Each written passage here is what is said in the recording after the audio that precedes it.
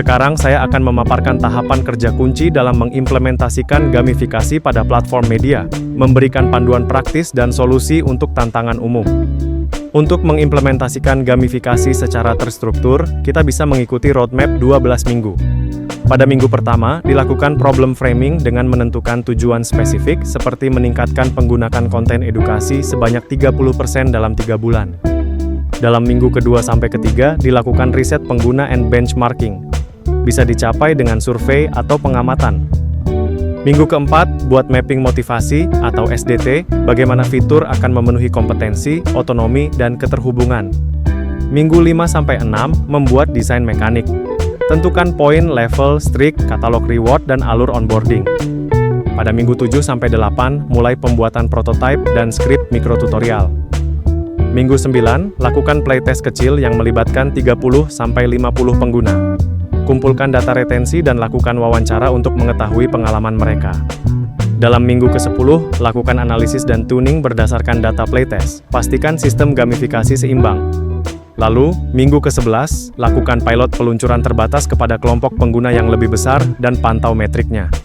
Terakhir pada minggu ke-12, susun laporan komprehensif. Sajikan rekomendasi untuk peluncuran skala penuh berdasarkan hasil pilot. Sekarang kita akan bahas tentang masalah umum gamifikasi dan solusi praktisnya. Yang pertama, orang cuma pakai buat dapat kupon, lalu berhenti. Kita bisa solusikan dengan menciptakan misi yang membuat pengguna merasa pintar atau berdaya, misalnya mini quiz dengan umpan balik. Hindari sekadar tombol tukar kupon, libatkan mereka secara kognitif. Kedua, reward bikin mahal, nggak sustainable. Integrasikan non-monetary things, seperti status, lencana, gelar, akses ke konten premium, atau pengakuan sosial. Ini menjaga keseimbangan ekonomi platform tanpa biaya berlebihan. Ketiga, user bingung aturan. Implementasikan mikrotutorial interaktif, tooltip kontekstual, dan pengalaman orientasi atau onboarding yang singkat dan efektif, sekitar 60 detik. Bimbing pengguna langkah demi langkah. Sekarang kita coba pahami konsep gamifikasi.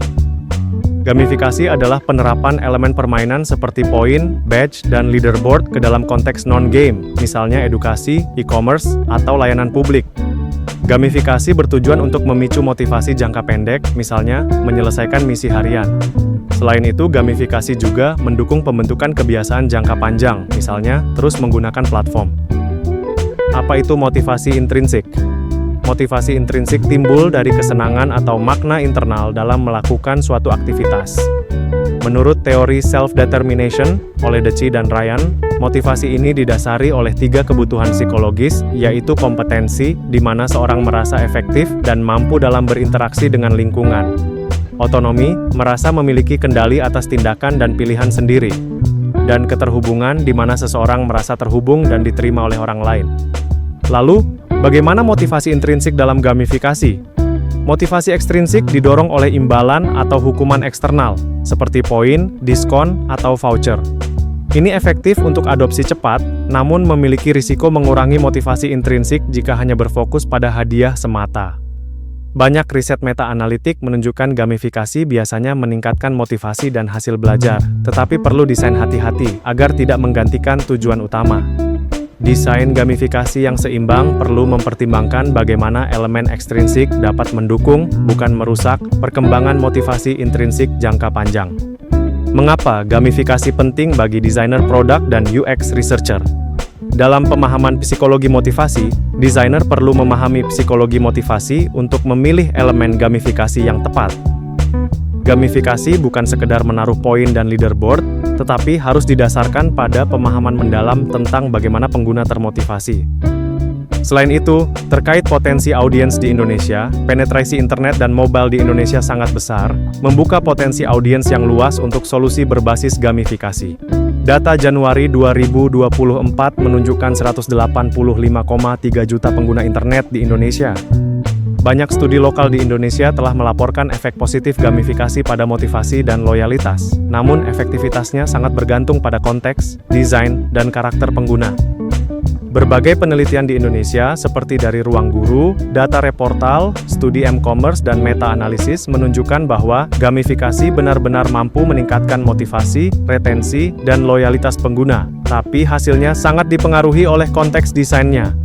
Misalnya, studi pada aplikasi pendidikan menunjukkan bahwa fitur sederhana seperti poin dan badge dapat meningkatkan frekuensi belajar, asal pengguna paham tujuan dari tantangan yang diberikan.